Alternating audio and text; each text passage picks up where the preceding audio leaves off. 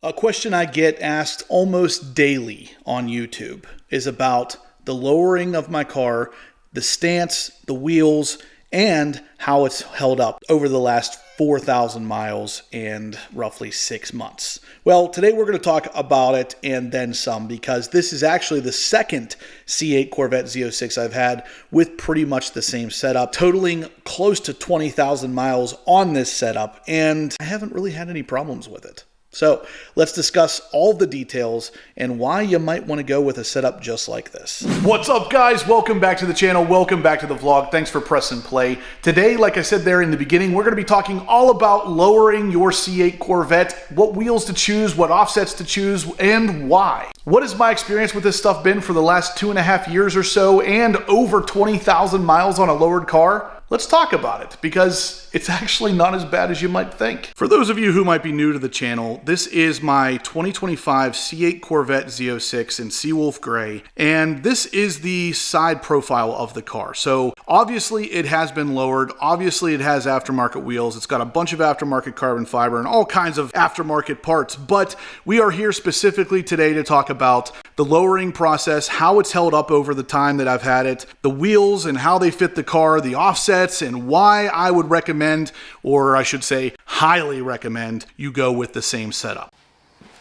All right, guys, like I said there in the beginning, we are going to be talking all about this car and actually my black C8 Z06. So for those of you new to the channel, like I said, this is my 2025 Seawolf Gray Z06, but I also had a 2023 black C8 Z06 that I did basically the same kind of mods too as far as lowering the car. Both cars came stock with the front end lift. What is a front end lift, you might ask? Well, it is the ability to literally push the front end of the car up 2 additional inches to cover or clear any kind of bumps, rocks, or dead animals in the road. Now, that's important here because as you look at my lowered C8 Z06 behind me, you're probably going to start asking, Justin, how do you clear some of these obstacles in the road? And that's how. I personally would not lower the car as much as it is if it didn't have the front end lift. So you kind of need that to move forward, in my opinion, at least. If you're very cautious and you're very capable and very trusting of yourself, then maybe you could do it without the front end lift. But either way, the process is going to be very similar, even if you don't have the front end lift on your C8 Corvette. Now, the numbers we're going to be talking about are going to specifically apply to the C8 Z06, the C8 Corvette E-Ray, and the C8 ZR1. The Stingray is going to be slightly different because it is a narrower body, so the numbers we're going to talk about with the Forgelite wheels are not going to apply. Now, before we get too much into this, guys, I want to talk about Forgelite and the process of building these custom magnesium wheels. These are magnesium, meaning they weigh 42 pounds less than the stock OEM forged aluminum wheels. And yes, you heard me right, 42 pounds. Now you may be asking, well, wait a second, Justin, that's lighter than the carbon fiber wheels that come with the C8 Z06. You would be correct. They're about 2 pounds lighter than the carbon fiber wheels. They're sturdier, they're arguably better looking, and they definitely fit the car better with these custom offsets. Now, real quick, let's talk about the offset before we talk about anything else. The offsets on this car are 27 in the front and 20 in the rear. Again, magnesium molded wheels, super lightweight, and fit the car perfectly, as you can see from the footage here. Now, there's more to this than just the wheels. We have to also lower the car. We have to get rid of that wheel gap to allow those wheels to perfectly fit in there. Now, the process of this lowering is actually relatively easy. And depending on how your car is equipped, it could be free. So if you get the C8 Z06 without a front end lift, you will have coilovers on the front and rear of the car that you can literally just turn until they are all the way down, and you will achieve the same kind of stance that I have here. Now, if you have the front end lift, like I said, I recommend the rears will be the stock coilovers, which you just turn until they're all the way down. The fronts, however, you're going to need a lowering collar from something like Paragon Performance. I'll link them in the description down below, but ultimately all it is a little metal collar that will go in between the front end lift mechanism and the bottom of the strut to give you the similar, basically the same kind of drop as it would as if it was a coilover in the front. Even if you do end up having to pay for that, even if you do need one of those for your front end lift car, you're still talking about less than $130 all in. So it's still a relatively painless and cheap process to lower your C0806, E-Ray, or ZR1. I've made a very full and in-depth video of how to lower these cars and exactly what you need to do, but it will take somebody who hasn't done it before roughly 3 to 4 hours. If you do have the front end lift like I do, you are going to have to remove the front struts to put that lowering collar in, put the struts back in, and then lower the rear with the factory coilovers. If you don't have front end lift and you have coilovers all around, you'll just lower the coilovers all around the car. It's still going to take you about 2 hours, but it would be free. After that's lowered, you would then enter in Forgelite and their, in this case, magnesium wheels. Now these are, like I said, fully magnesium. They're super lightweight. The offsets are built perfectly for the car, and they have a ridiculous concavity to them that really makes the car look like a supercar. And that's what I get all the time. I'm constantly getting questions about the stance, what I did, how I lowered it, how it's held up. And that's what I wanted to talk about today. After we get through the formalities of what I did, I'm going to talk to you about how it's been holding up, because this is the second car that I've had with basically the same kind of setup on it. My first C8 Z06, the black one that I had the same wheels, but they were forged aluminum, not the magnesium. So they saved 16 pounds off the stock wheels. These saved 42. That's the difference in the weight there, basically. But the look was pretty much the same. I had those on my car for about 2 years and about 14,000 miles. Same with the lowering. The very first mod I did to that car, I don't even think I had 300 miles on it yet. I lowered it. And the same process. I had the front end collars and the rear coilovers all the way down. Again, 15,000 miles before I sold that car, it still rode like it was brand new. There was nothing wrong with the suspension, no weird noises, and it sat just like this, which if you look at that closely, there is basically no wheel gap on that. So this is my way of telling you you can lower your car with no real negative consequences. Now, I know there's a bunch of videos out there of people talking about the front end lift and when you lower it, how it voids the warranty and it's gonna end up getting broken and this, that, and the other.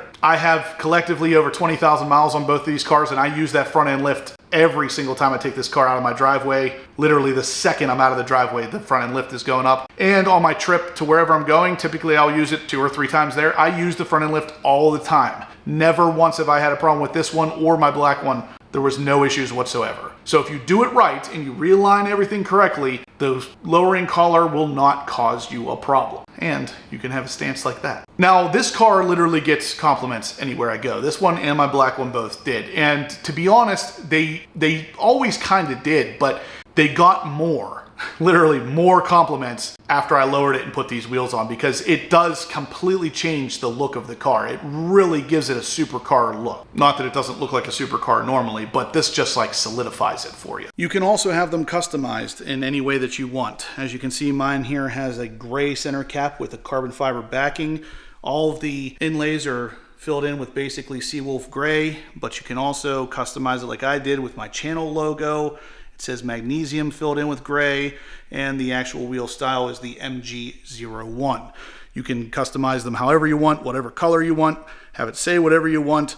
You can really have it all here. I wanted to give my experience with this because I have not had any problems with it. No leaking struts, no problems with noises or anything. The tires do not rub. I've had that question come up a couple times.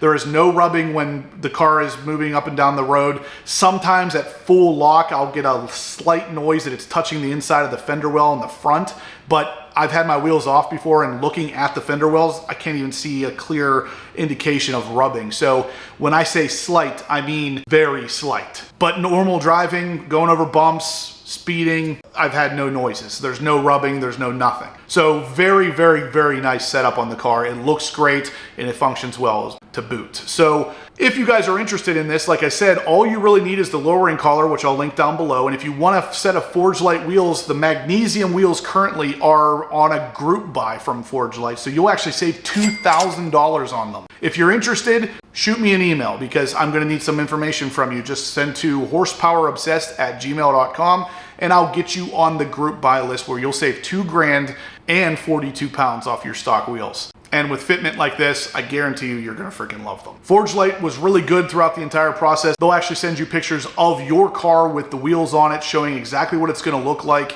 and they're super responsive and very customer service driven. So you're gonna love the experience, you're gonna love the product, and at the end of the day, you're gonna love the way this thing looks. So all in all, depending on how you want to go about it, you could get your car lowered like this for about 130 bucks. Then whatever set of wheels you end up going with, if you do go with the wheels I recommend, which would be the Forgelite, you can get the forged aluminum wheels for roughly $5,000.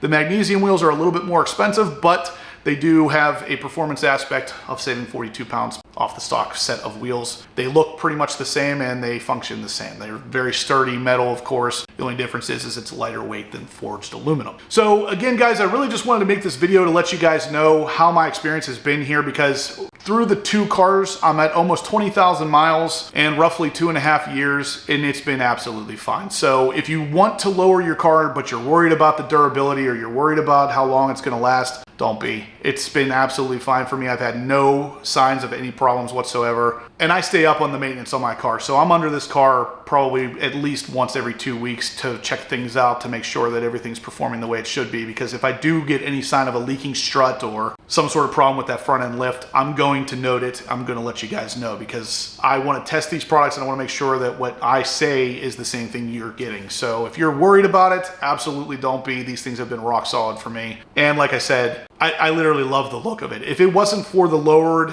and new wheel aspect of this car, I wouldn't feel that the car is as special as it is to me, because this really is just like my build, and the way the car looks from factory doesn't quite check the boxes for me. Not saying it's not nice, because it definitely is. Obviously, I bought the car when it was completely factory and didn't have lowering or wheels on it. So it is an okay look right off the bat, but this just, like I said, it takes it over the edge. So if you guys agree, feel free to email me, horsepowerobsessed@gmail.com. I will get you set up with all of the right information. And if you have any questions about lowering or the longevity of any of it, feel free to email me. I will also help you out there, as well as the comment section down below. Shoot a comment down there if you're having problems with yours. Let me know and we can talk about it. But anyway, guys, that's going to do it for the video. Hopefully you liked it. I wanted to put this video out to answer the questions that I've gotten, because I get, like I said, questions about the lowering and the wheels on this car once or twice a day. And I wish I was exaggerating, but I'm not. I get so many questions about these because it looks really good. And hopefully this kind of helps you out. If you're looking to lower your car, I think you should. Anyway, smash the thumbs up button if you liked it, guys. Subscribe if you haven't yet. And as always, stay obsessed.